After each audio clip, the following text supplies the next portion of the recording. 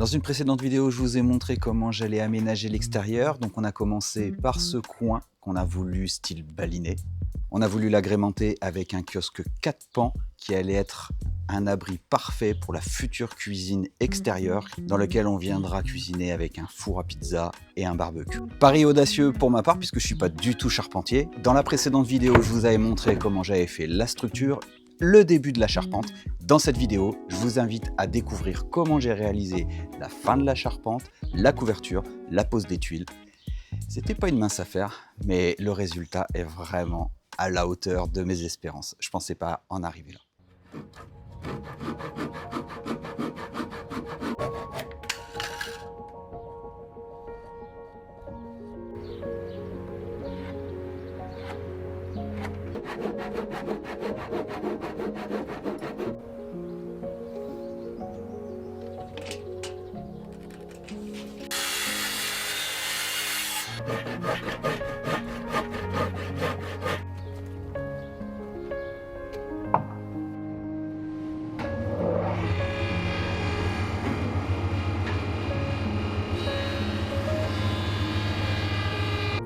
En off, je viens de faire un essai de coupe concluant, je me suis creusé la tête, sur un des chevrons qui va constituer la continuité de la charpente. Donc ça va aller s'accrocher sur l'arbre à l'étrier et ça va se reposer sur les sablières.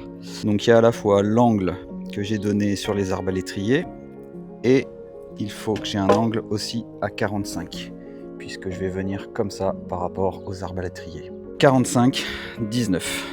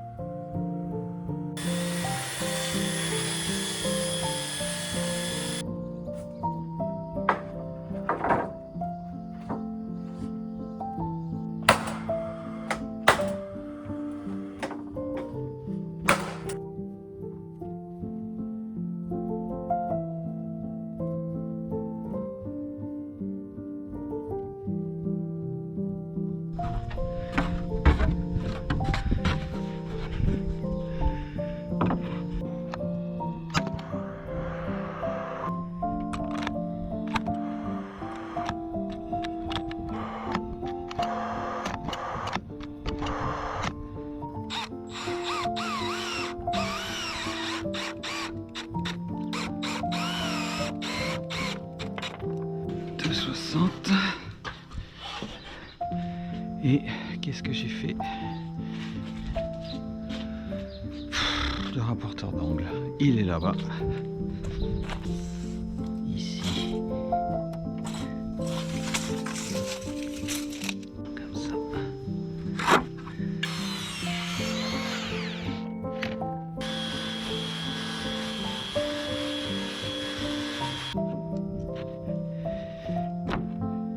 Ça ira.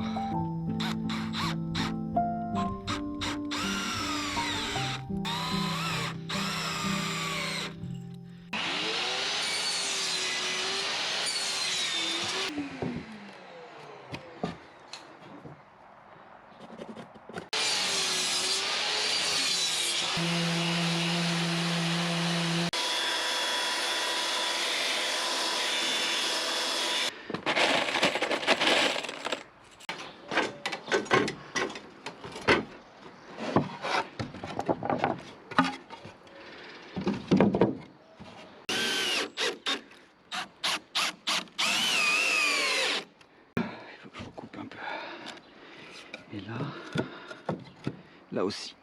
Ok. Bon, j'ai enfin fini la partie de volige. Je me suis un peu pris la tête sur la prise de côte et il y avait beaucoup plus simple. Et je l'ai compris seulement sur ce dernier pan-là. Bon, voilà, bah c'est fait. Et bah ça rend super bien, c'est vraiment très très joli. J'ai coupé donc les avancées de toit. C'était pas une mince affaire, surtout pour ici. J'ai dû bien me tordre dans tous les sens, et puis cette partie-là aussi.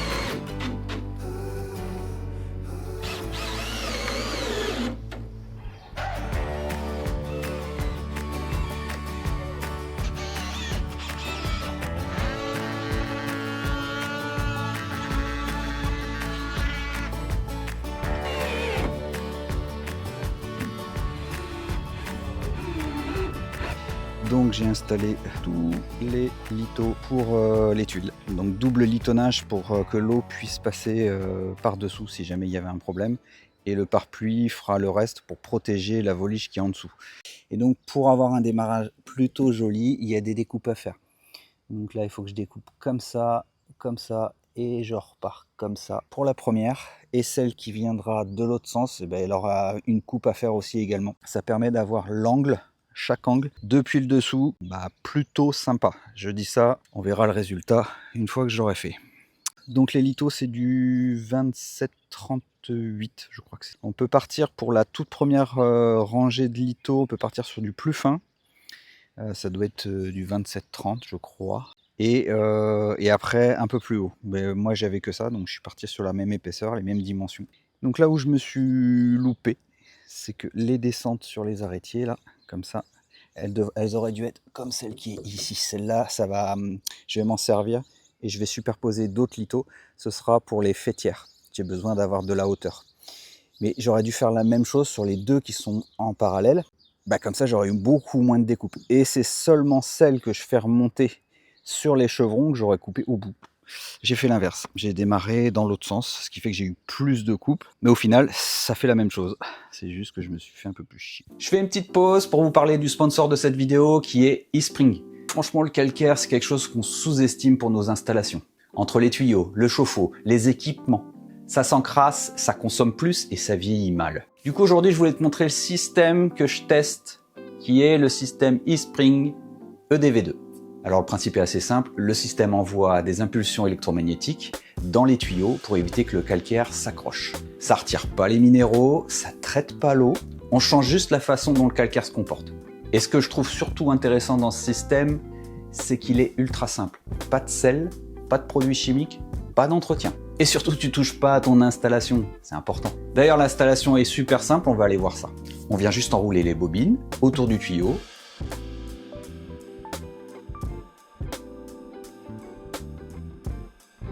Fixer le boîtier. Ça n'émet aucun bruit parasite. Le seul bruit qu'on entend ici, ça va être le chauffe-eau et la VMC double flux. Pas besoin de percer, couper le tuyau, tu changes pas ton installation et surtout t'as pas besoin de plombier. Ça fonctionne avec la plupart des installations, PER, PVC, cuivre, donc en gros c'est quasi universel. Niveau produit, c'est en alu, c'est propre, ça respire la qualité, ça fait pas de bruit. Une fois branché, ça fonctionne en continu sans que tu aies à t'en occuper. L'idée derrière, c'est vraiment de limiter l'accumulation de calcaire pour protéger les équipements dans le temps. Donc typiquement chauffe-eau, électroménager, tout ce qui peut s'entartrer. Et en même temps, tu gardes les minéraux dans l'eau, donc elle reste naturelle. Alors je préfère être clair, c'est pas une solution miracle, ça remplacera pas les gros systèmes, mais ça fait déjà bien le job. Et surtout pour quelqu'un qui veut une solution simple, sans entretien, sans modifier son installation, ça peut clairement être intéressant. Je vous mets le lien en description, c'est pas des liens affiliés, juste un lien pour que vous puissiez vous renseigner sur le produit. Et d'ailleurs, dites-moi en commentaire si vous utilisez déjà ce type de produit, je serais curieux d'avoir vos retours. Allez, on retourne à la vidéo.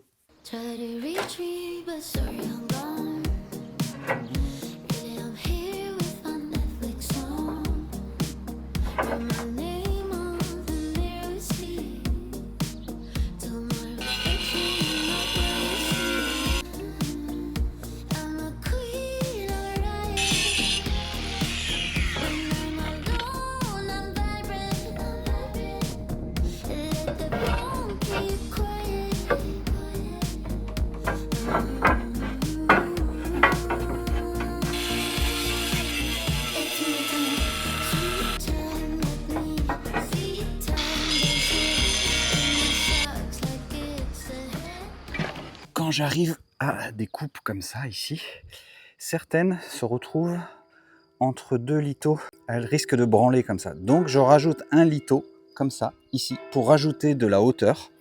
Et ce qui fait qu'après elles sont calées. Et ce que je fais pour assurer le tout, c'est que je viens coller avec une colle spéciale. Je te mets ici. Ça étanchéifie puis ça colle, ça va être chez Griffon ça.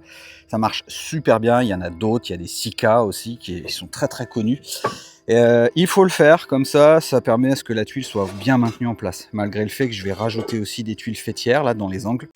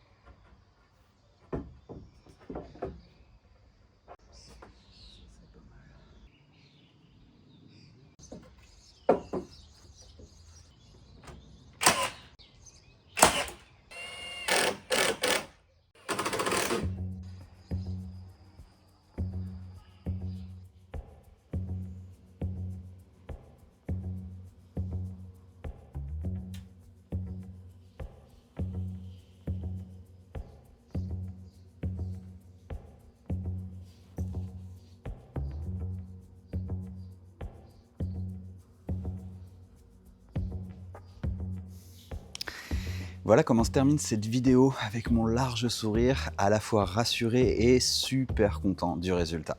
Je suis très heureux d'avoir été au bout de cette idée, de cette envie de réaliser ce kiosque 4 pans. C'était pas une mince affaire. La plupart des charpentiers qui ont suivi le projet savent de quoi je parle. C'est très audacieux de ma part. Mais voilà, c'est réussi pour ma part. Il y a des défauts, évidemment, c'est pas parfait. Mais c'est franchement très bien. Structurellement, ça va tenir des années. Voilà, je suis très content.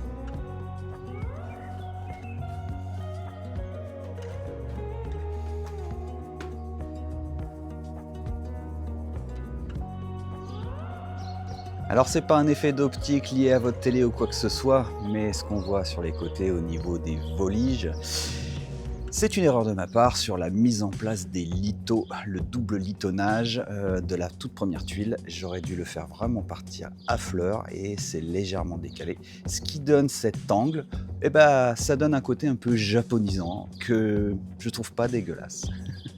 Je trouve ça plutôt sympa. Dans mon erreur, il y a de l'esthétique. Si je veux mettre des gouttières, je pense pas que ça gêne quoi que ce soit. D'ailleurs, je vais mettre des gouttières sur cette partie-là pour éviter que ça aille vers la voisine et de l'autre côté également. Pour le bardage, on est toujours sur de la volige en Douglas et j'ai fait le style Cap Ferré avec les fameux couvre-joints qu'on voit ici, que j'ai fait également sur ma maison. Voilà, ici, exactement de la même façon. Dans un souci esthétique, j'ai couvert l'extérieur du kiosque, mais également l'intérieur pour qu'on en profite aussi quand on est à l'intérieur. Par contre, pour l'arrière du kiosque, j'ai bardé seulement ce qu'on voit nous, et de l'autre côté, ça n'est pas bardé, c'est pas grave. Je donne pas directement sur la rue, je suis en deuxième ligne, donc ça ne me gênera pas du tout. Dans un avenir plus ou moins proche, en fonction des finances, je viendrai installer une cuisine extérieure. Je ne sais encore pas si je fais le mobilier en bois ou en Syporex. Pour la tenue dans le temps, Syporex ira très bien, mais pour l'esthétique, le bois serait quand même plus sympa, donc c'est à réfléchir. Un four à pizza qui ira certainement dans l'angle ici, et le barbecue ici. Ça ira très bien, j'aurai suffisamment d'évacuation là, pour éviter d'avoir une tuile chapeau qui coûte un bras. Et concernant le budget, comptez 800 € pour la partie bois. Si vous faites comme moi, c'est-à-dire avec toute la partie bardage, sinon ce sera un petit peu moins cher. Pour la partie tuile, comptez 800 € également. Rien que la tuile poinçon 4 directions coûte 100 €. Et puis pour la dalle, ce sera en fonction de votre maçon ou si c'est vous qui le faites. Toujours est-il que au niveau matériel, j'en ai eu pour 350 €. Donc comptez grosso modo 2000 € pour un kiosque de 2,5 par 2,5, comme j'ai pu faire. Voilà, allez, il est temps pour moi de vous remercier d'avoir regardé la vidéo jusqu'au bout, de remercier également Kenzai qui a été le partenaire de cette vidéo, où m'ont fourni toute la partie bois. Et merci à eSpring également qui a sponsorisé cette vidéo. Dites-moi en commentaire si ce type de réalisation vous fait envie, si vous vous sentez de le faire. Voilà, j'aimerais vraiment avoir vos retours sur ce projet. Prochaine vidéo qui sera la dernière pour conclure l'aménagement extérieur, puisque je ne peux pas faire, question budget, je ne peux pas aménager la partie nord pour l'instant. Donc ce qu'on va faire, c'est, je vais faire une table en Iroko qui fera minimum 2,50 m de long et qui viendra tout autour de ces 8 chaises. Ça va être splendide. Allez, à bientôt!